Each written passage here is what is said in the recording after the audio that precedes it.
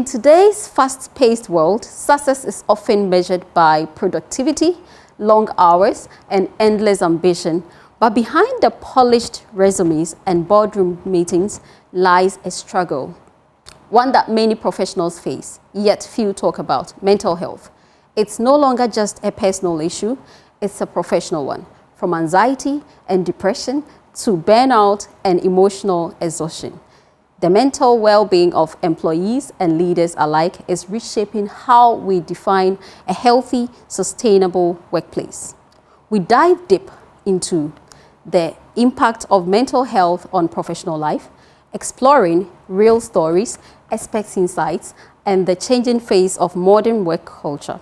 How does mental health affect performance, leadership, creativity, and retention in various professional settings? And what are companies doing or failing to do to support their people? Whether you are climbing the corporate ladder or leading a team, this episode will open your eyes to the crucial link between mental health and professional success. I'm your host, Dr. Sue, and this is your conversation we all need to have. Welcome to this episode. We'll be right back after the short break. Stay tuned.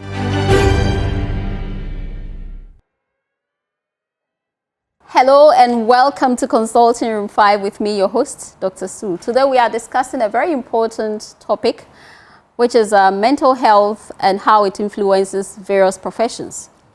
And so whether it affects it positively or negatively, we are going to look at it. And we have in the consulting room strong 4 professions. The first one is John Kwame Kwesen, Esquire, private legal practitioner and a senior at the Ghana Bar, GFA Congress member. He's also expert on the constitution and governance matters in Ghana, regular consultant to most radio and TV stations in Ghana on various matters that affect us as a society and as a country. And the second person is Dr. Mira Moore, who is an MD, family medicine resident in California, currently in final year of residency in the global health track. She is a mother of 2. She loves to work with a public health perspective. Her interests include women's health, integrative medicine, acupuncture, and caring for the whole family from babies to the elderly. The third person here is Henry Fry, is a senior member of the Institute of Loan and Risk Management and a senior management consultant with over 17 years post-qualification experience from Access Bank, First Bank Ghana, First Atlantic Bank, United Bank of Africa, Sage Medical Center, and Guinness Ghana Brewery Limited. He has a BSc in physics from KNUST and an MBA in finance from the University of Ghana Business School, UGBS. He provides management, consultancy, capacity building in various areas, including banking and finance, MFI, rural finance, and so many things. He's also part of the entrepreneurship for COP Train Ghana.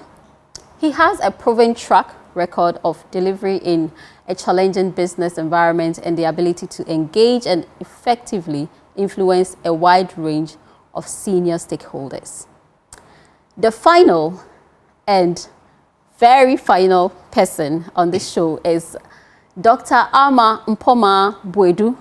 Doctor is a specialist psychiatrist currently serving as the Deputy Director of Mental Health at the Ghana Health Service, with a strong commitment to improve ability and accessibility of quality mental health care to all persons in Ghana and beyond. She earned her Bachelor of Science, Human Biology, and Bachelor of Medicine, and Bachelor of Surgery from Kwame Nkrumah University of Science and Technology in 2004 and 2008, respectively. She's also a member of the Psychiatric and Ghana College of Physicians and Surgeons, and she's also into leadership in healthcare. She is a fellow of the International Program of Public Health Leadership, and then she is also a member, or she attended Evans School of Public Health, University of Washington Pathway to Leadership for Health and Transformation in Africa.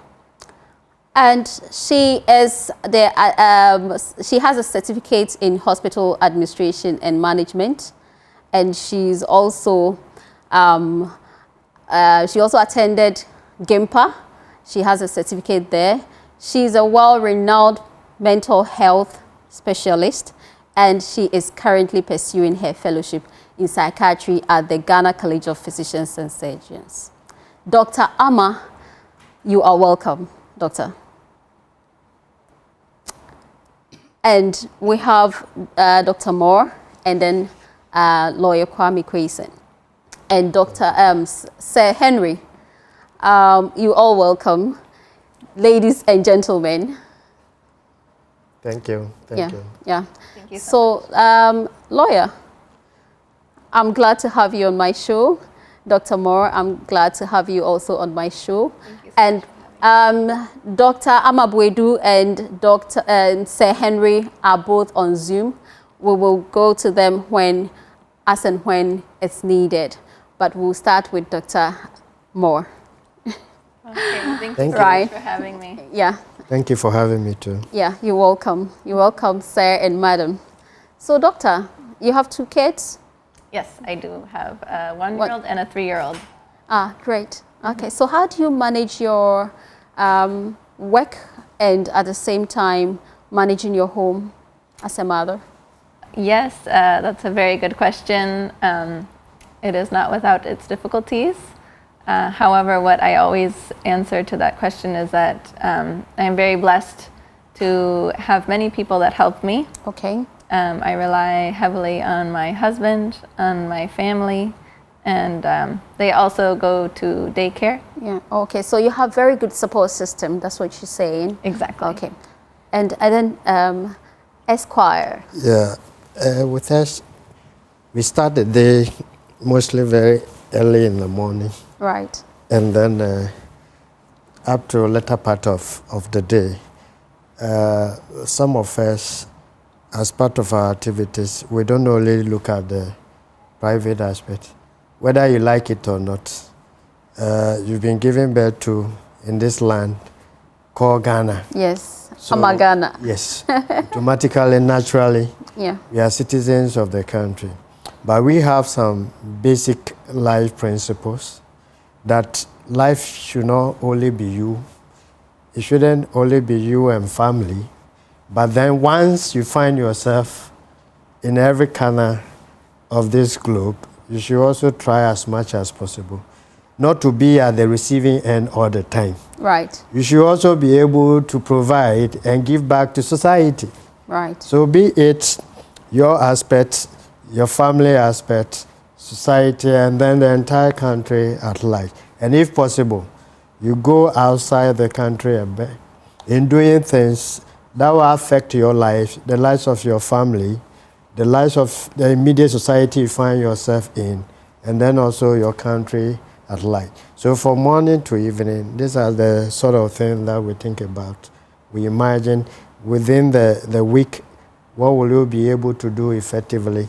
So how many people do you see in a day as a Yes, I, for one, as a legal practitioner? I have had the opportunity of studying some other courses also. So I try as much as possible to let the things I have studied at the university and the courses also to impact and influence my life in a way. One of them is also psychology. From a science background, Okay. I switched to psychology. So Okay. So you started as a science as a student. science, physics, Okay. chemistry, biology. Okay. Now I try as much as possible to also let the psychology part of me, okay, influence some of the decisions and some of the things that I do.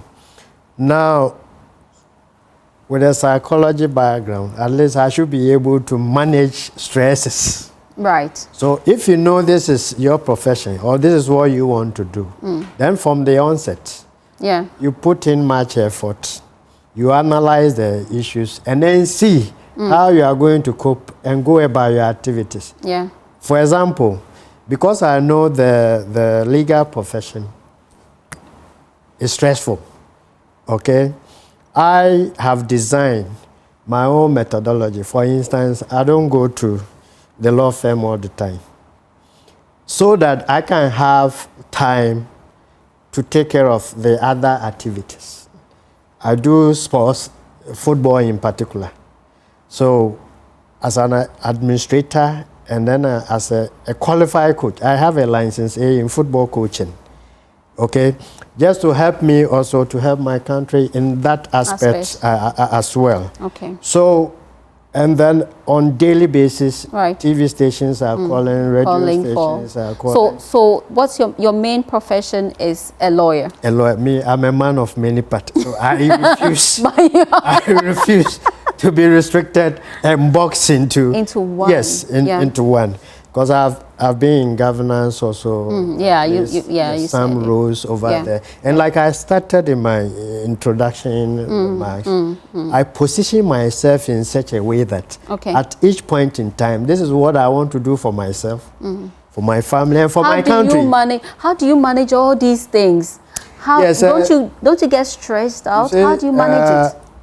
If you are not that close to me, you might think I'm overstressing myself or kind of involving myself in so many things without actually. That's why I'm saying everybody and their natural talent or gift that God has endowed them with. Right. If I try to say, let me restrict myself to this particular area, the other gift that God has endowed me with, I will be depriving society and so many others from benefiting from okay. That is why we all do other myself. Things. Yes, yeah? That's what I know myself. So I try and then apportion your time. My time, and then, is it because you did psychology? Yeah, the psychology too has a very key influence, and then I encourage people from time to time, whether you are a doctor, you are an engineer, from time to time, just go online. And pick some online courses. Google what is psychology, the branches, read some things, brush yourself with, and then. Because psychology is the only field of study that will tell you that human beings, our behavior, it's just like animals. Humans and animals, we don't necessarily have so human beings are just like animals. Okay, so let's get to Mr. Fry. Sir Henry, you're welcome to Consulting Room 5. Thank you for having me, and I would like to say hello to all our cherished. Hello, Sir Henry. Can you hear me? Yes, I can hear you somehow. So. All right. So I would like to say thank you for having me, and you're welcome. I know you do a lot of things, and I mean, how do you combine all these things that you do as one person, and you still move on very well? How? Okay. So thank you so much. Let me begin with this scripture. I want to start my submission with a scripture. Proverbs chapter 12, verse 25. The Bible says that anxiety in the heart of a man causes depression, but a good word makes the heart glad, or it gladdens the heart.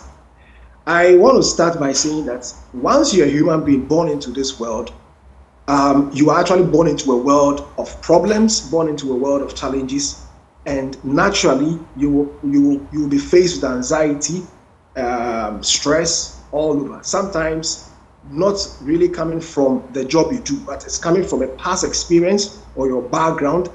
Sometimes some post-trauma stress disorders can even give you some flashbacks and impact the way you behave. And so I have this mindset that anxiety, there is nothing I can do about it. Okay. There is nothing I can do about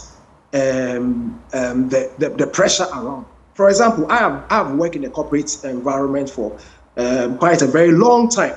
And I understand what it means to meet deadlines, the expectation of your bosses, your own personal expectation, the expectation of your peers or your colleagues. All these things can weigh you down and put you in a very tight corner. And this thing can now produce a lot of anxiety and cause you to stress around. So I always say, this is how I cope. As a corporate person, appreciate the little successes that you chalk in life, the little results that you are achieving. Just be thankful, appreciate those small little successes. This becomes the building blocks. This becomes the building blocks to achieving a very satisfied professional career. Otherwise, if you don't take time, you will be burnt out. Your expectation of meeting your targets or your deadline can hit you so hard that if you don't take time, you can burn out, and then it leads you to depression. No, depression is the state where you are unable to control your anxiety or manage your stresses. So that's what I do. I take one day at a time. If I come to work, once I leave the confines of my office, I try to, happy myself, try to associate myself with the right people around me. Like the Bible said, anxiety is in the heart of a man and it causes depression. But a good word, gladdens the heart. So Henry, are you a reverend? Yes, I'm a reverend minister. I can imagine. Yeah, I can tell that. I like your quotes. Yes, surround yourself with the right people. Listen to the right motivation. Talk to the right persons. Right. Confine in someone. Get a right mentor. Somebody who will be able to encourage you. Share your fears with people. So mentorship. We should get mentors. We should share with the right people. How do you know this person is the right person or not? So what you have to do is that you need to just take your time and then study whoever you plan or you want to engage as a mentor. And first of all, what you can do what I do is that I want to understand who the person is, what the person does. How many years of experience does the person have? Am I actually on the same path which the person is towing? Yeah. So if I know that this my issue, for example, when I was at one of my previous places of work as a banker, one day I woke up and I said, I've resigned. I've resigned because yes, I just couldn't take the stress. I just couldn't, and I had a mental breakdown completely. So I woke up resigning without even thinking through. Very good. So my HR called me into the office, and then the first question he asked me that, have you shared your problem with anyone? I said no. And they said, I want to arrange with you to meet the executive director of the bank. And I took, since up to today, he's been my mentor. He's been someone that I always go to when I have a challenge, because he has actually been at where I am before. All the challenges that I'm going through today or years ago, he was there. He knew what he did to be able to overcome those challenges. And then they give you the right advice, the right antidote, and you're able to overcome some of the obstacles. So you need to really, really, really watch out who do you talk to, because some people may not be able to assist you well. But these are people that you need to carefully consider, because they are going to impact your life. If the counseling didn't go well, I would have actually lost my job. But it went well. So you didn't resign eventually? Later on, I have to rescind on my decision, and I went back again. Great. Dr. Moore? Yes.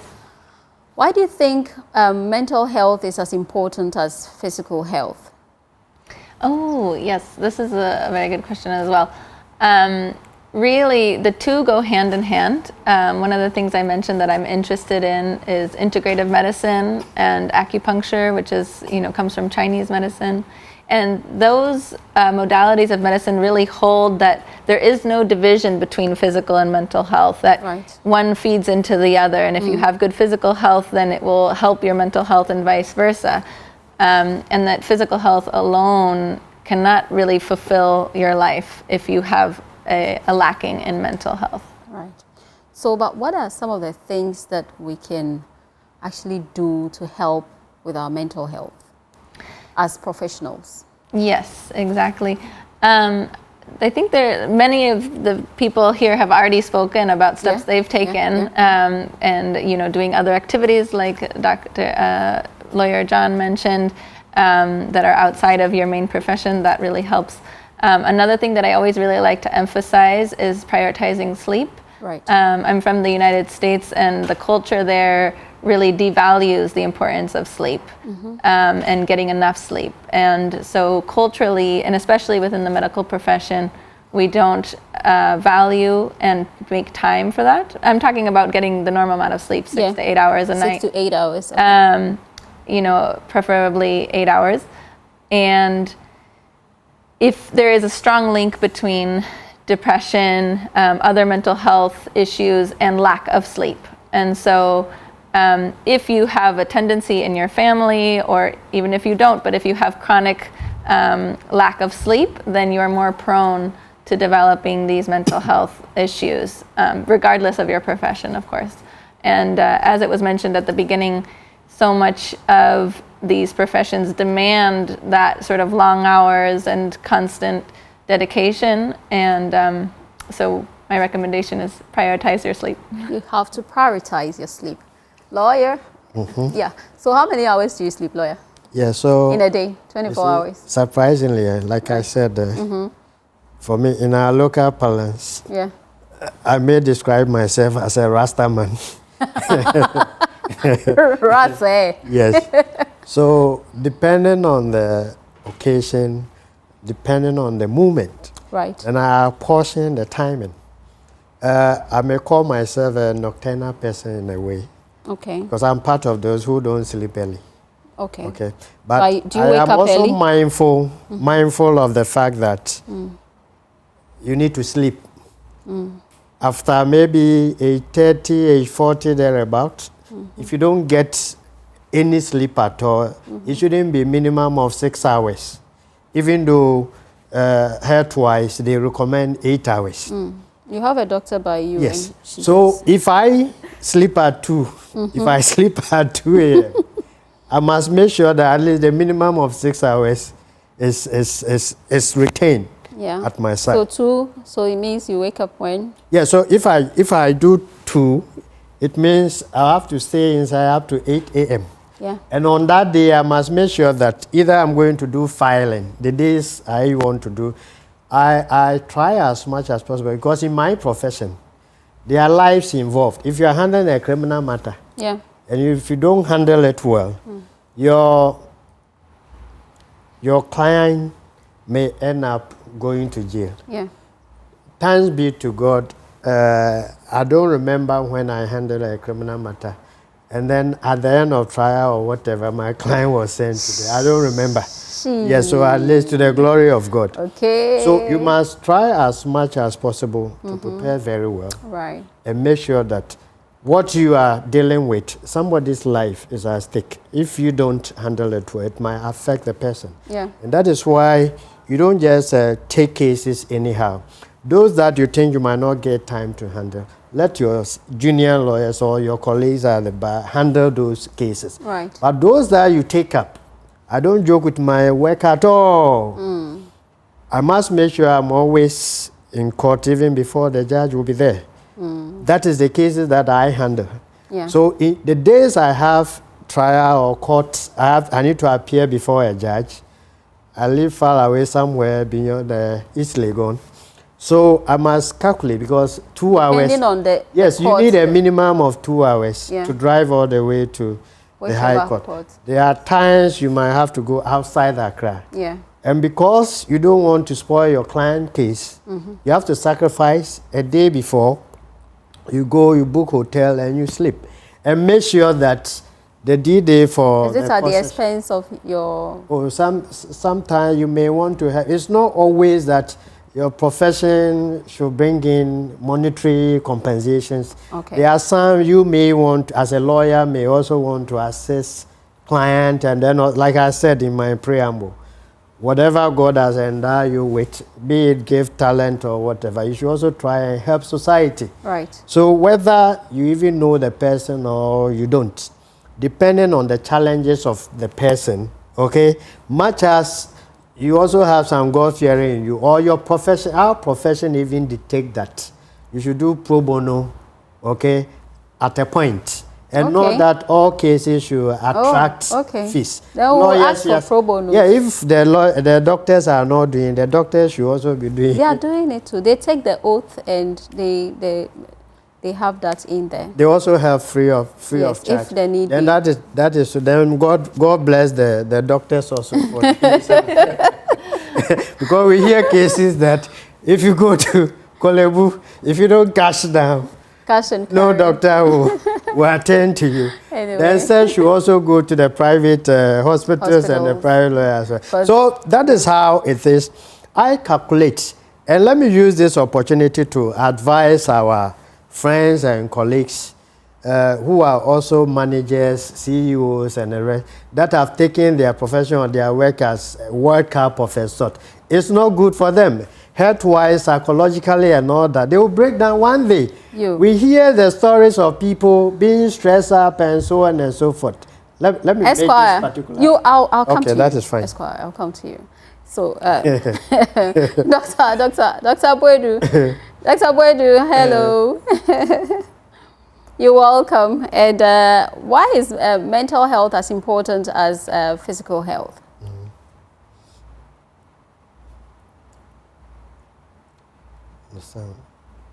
Can you please unmute yourself? I'm sorry. So thank you very much. Good afternoon to your viewers, and then good afternoon to my fellow panelists. Good afternoon. I think that we have started on a very good note. Right. I see all my colleague panelists are all, doing one thing, one way or the other, to protect or support their mental well-being, and I'm very happy that we are here together. Okay. Mental health is as important as physical health, because even for the definition of health, according to the WHO, at the center of it is mental health. So if you look at the definition, it says that the state of complete physical, mental, and social well-being, and not necessarily the absence of disease or infirmity. Yeah. And so you can see that at the core of even health is mental health, and therefore we cannot decouple or separate mental health from physical health. And then mental health has a bidirectional relationship. The impact of mental health has a bidirectional relationship with physical well-being.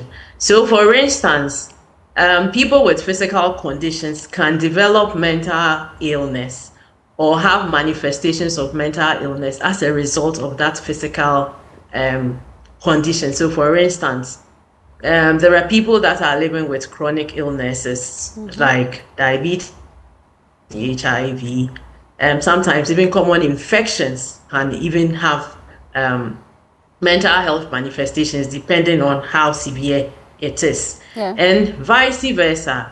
If somebody has mental illness or has physical illness, has mental illness, they are not able to comply with your treatment, and therefore it makes it worse for the individual.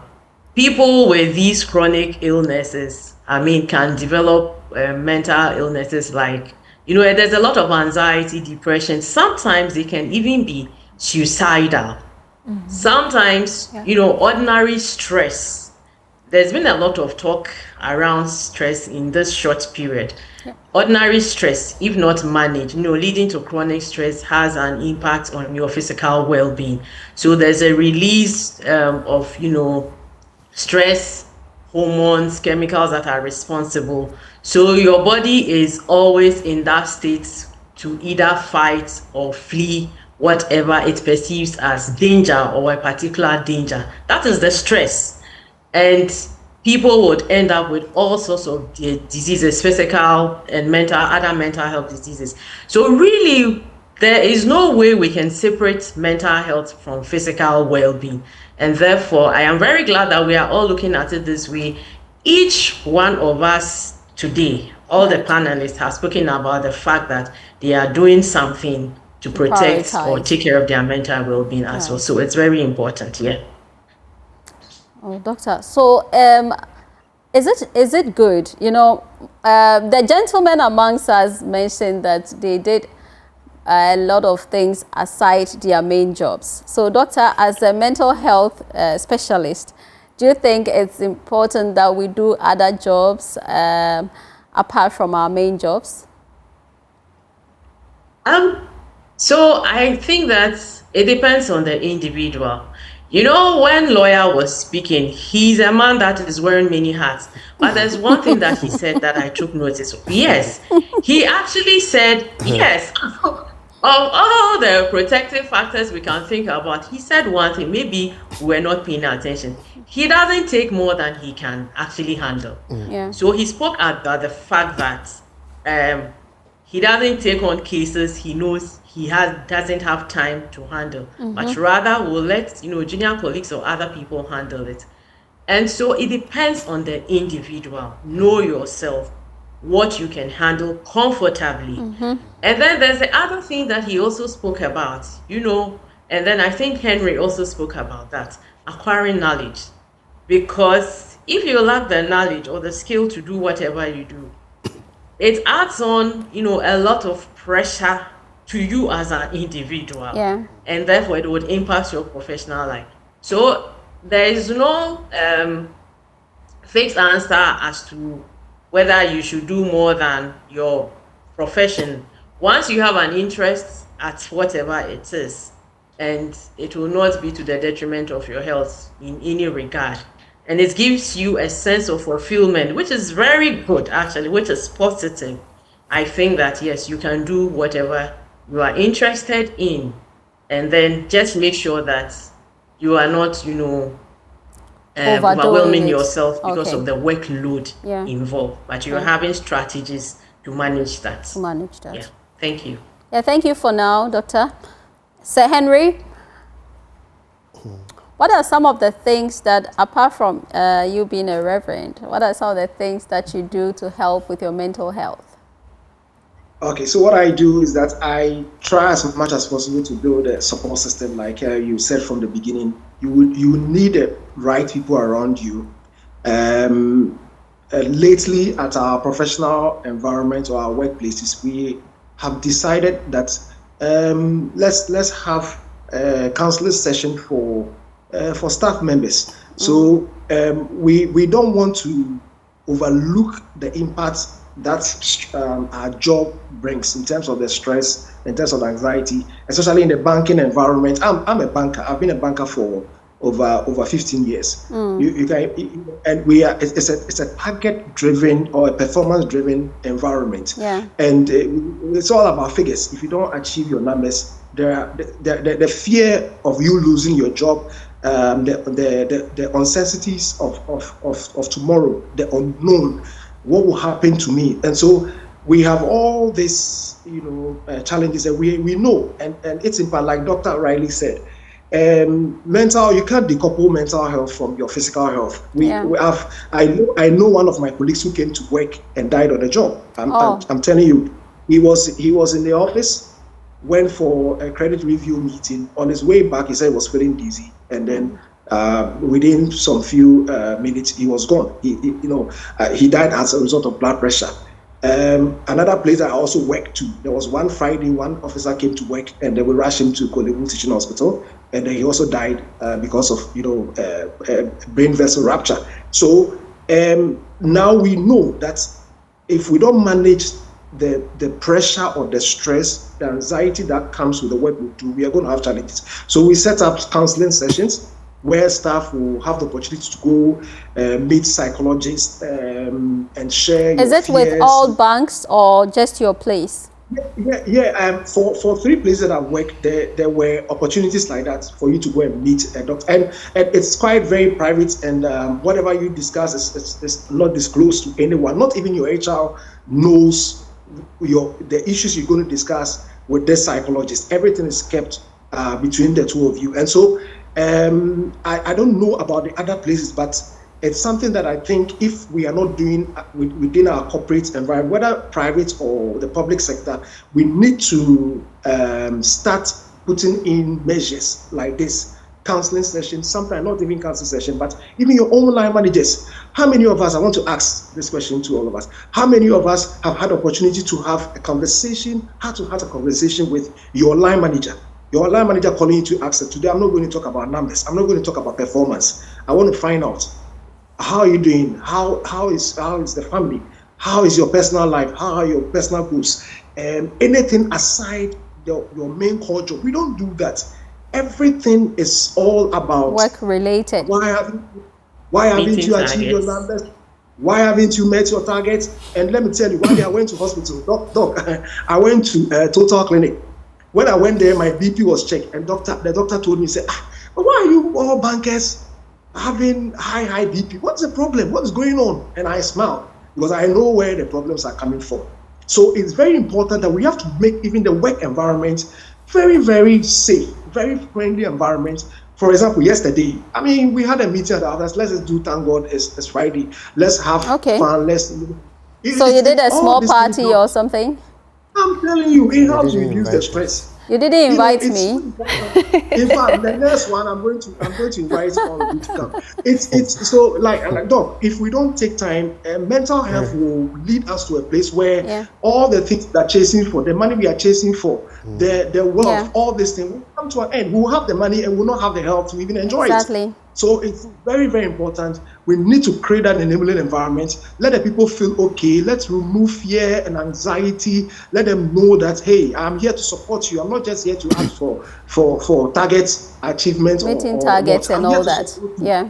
And make time rest. Take a time and rest. I said, once I come home, nothing about work, figures, performance. Make time and rest. And that is why the church is there.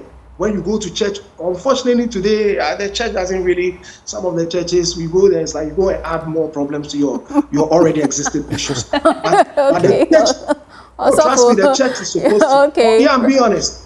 The church, the environment is even supposed to help. I'm coming from, because you spend, how many hours do you spend at work? You spend 80% of your livelihood at the workplace. So if the workplace is not giving you that opportunity for you to work on your stress level or anxiety level, at church, at home, family meetings, social should give you that. Gathering here. It helps a lot. Yeah. Thank you, Sir Henry.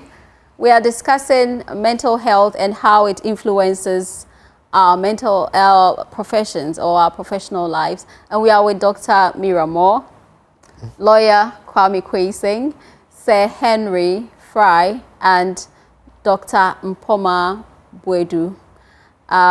We'll go on a quick commercial break, and after we come back, we'll discuss more on how to live mentally sound as we get high productivity. Stay tuned, don't go anywhere, we'll be right back.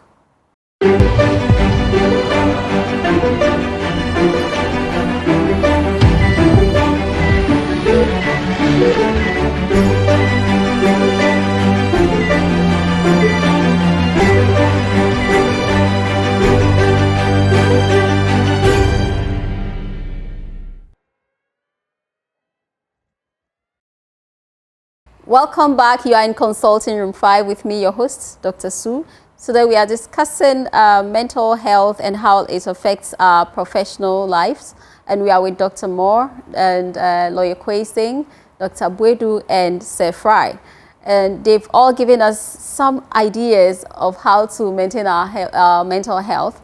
So, Dr. Moore, as a family health doctor, what can we do to prioritize our individual health and also increase productivity as a family? You're a family health doctor.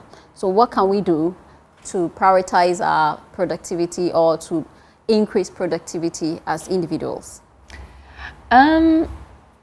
Yes, I think that in terms of increasing productivity, one of the things I've been reflecting on recently is thinking of your work as something that you can only do as a team. And I think especially in, I can't comment on all professions, but in medicine, very much so. So much of what I do, relies on the work of the nurse. I write orders, but if the nurse doesn't do them correctly, or if they do them, oftentimes they do them even better than what I wrote. They give me feedback, and it's a teamwork style, and that is really the ultimate product or the ultimate result for any given patient. Is the result of the work of many people, and recognizing that is very important so that we build that trust between colleagues, we build that trust between team members, be it whatever their specific role it is, whether they're a nurse or the person who cleans the patient room or yourself as the doctor. we take care of people together. Right. Yes. Esquire. Okay. Let me continue from where I left off previously. I was going to say that I have this passionate appeal to our colleagues. Okay. That we're all at the university with and so on and so forth. We know after graduation and all that, we go into various professions here and there. Yeah. The singular opportunity or the advice that I would want to give is that any work that takes the chunk of your day, from morning to evening, it's become like a daily routine, Monday to Friday. And some people wake up at 4 a.m., 5 a.m. They go, they come back 6 p.m. No, 6 p.m. Rarely will you even see a professional coming home at 6 p.m., particularly those in Accra here. If you see professionals, yes, they're 7 p.m., 8 p.m. Yeah. So come to think of it, the whole day, from Monday to Friday, all your life is glued or stuck to the daily routine work that you are engaged in and all that. So my advice is that, like Mr. Henry Fry was also trying to say, I would say that the employers should also think about the employees a bit. You see, what is life? Life is not all about working, getting money. If you get all the money in this world, and Monday to Friday you are still at the office, how do you spend? You don't get a chance. Yes, how do you get the opportunity to spend and all that? The world is also not static. Globally, the world is moving Evolving. forward and so on and so forth. And that is why most companies, as a policy, they run shifts. Okay. You see, but in our part of the world, But as a lawyer, you can't run shift. How do you run shift? no, with lawyers, fair enough. But other professions could also run shift. More so when we are introducing a 24-hour economy in Ghana here, the shift system can come in and then help us. Bankers can do same. Some can go at a certain time. Some can also come and then continue.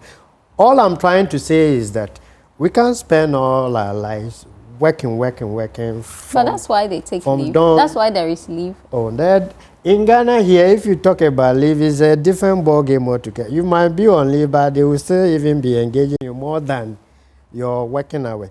Leave is just for a period, but you can't overstress yourself, and then you take 1 month, 2 months to go and distress. It doesn't work out that way. The focus is that anything that has a capability of stressing us as human beings, that is what we should be handling. You wake up at 4 a.m., you come back at 8 p.m. That alone is stress. Did you get my point? Yeah. Yeah, so along the line, I feel it's because we as professionals, we don't have control over what we are doing, because our part of the world, the work opportunities are limited. So they give you this, you have no choice than to accept it.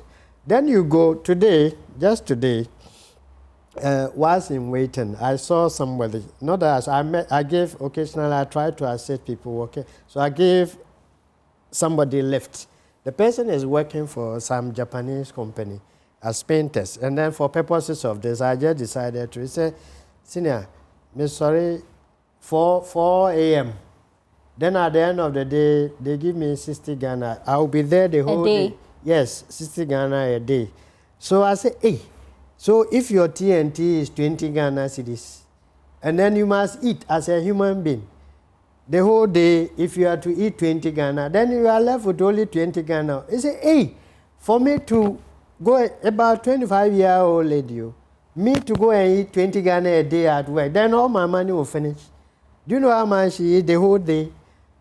They buy banku 5 cedis, and then fish 5 cedis. Look at this. The employers are not thinking about the welfare of employees. All they know is come and work for me, come and work for me, come and work for me. So in the end, we accumulate all these stresses, you see, and stresses. We accumulate them, and then after some years, you realize that it's taking a long toll on us. I think it's high time, and then Dr. Sue, let me thank you and your team for putting up a show and programs like this together, at least also to educate the public, create more awareness for people to know that life is not all about work, morning to evening. But then the challenge also is the point that I'm trying to put across, that often than not, the problem doesn't come from the professionals. Yeah. It's the employers. You see, the employers who are making life too difficult, too stressful for their employees. Psychologically, if you do that too, it eventually reduces the effectiveness of your employees. Yeah. So let's go to all that we have talked about. Let's go to the mental health specialist, Dr. Buedu. So Dr. Buedu, how can mental health affect our productivity? And also, there are two of them. And what are the misconceptions that people still have on our mental health in a professional setting?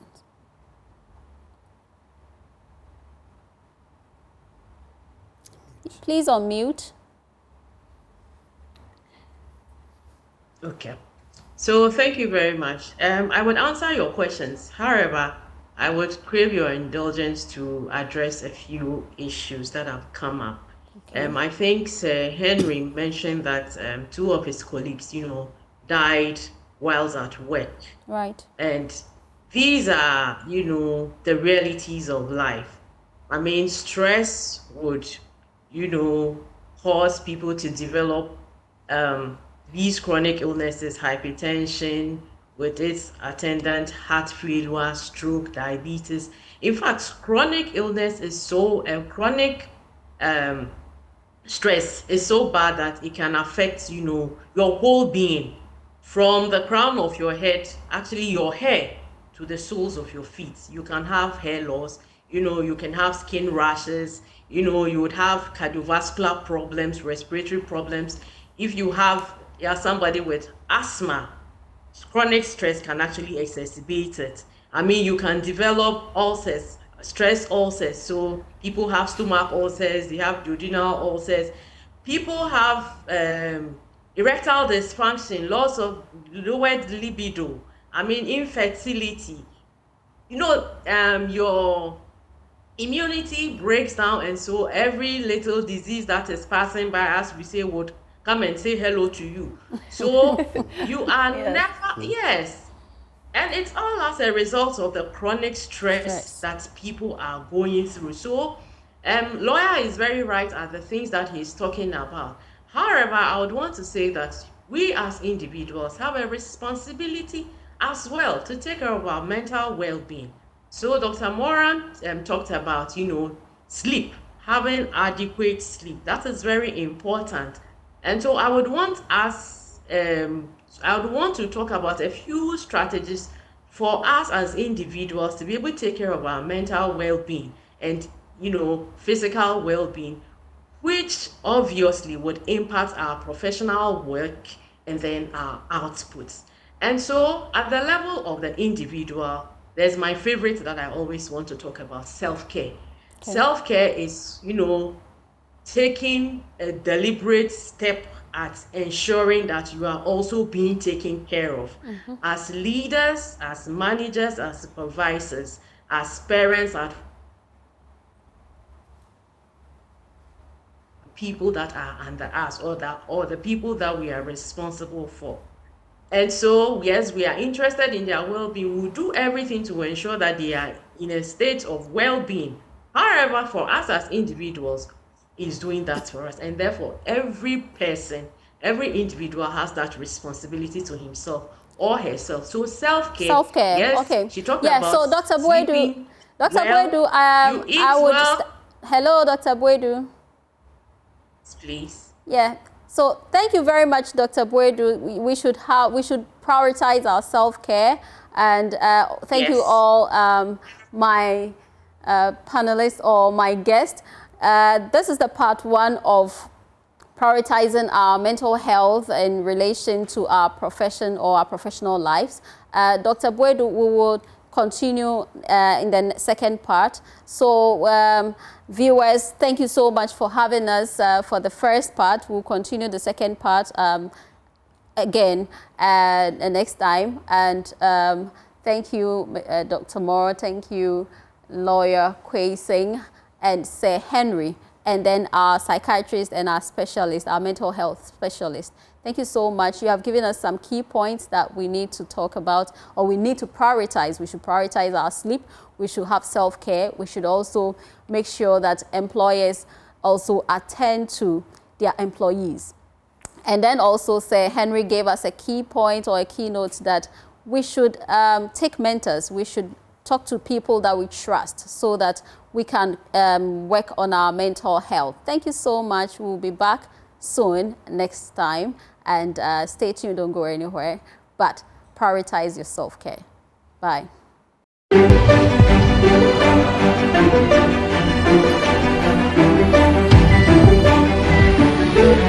Thank you.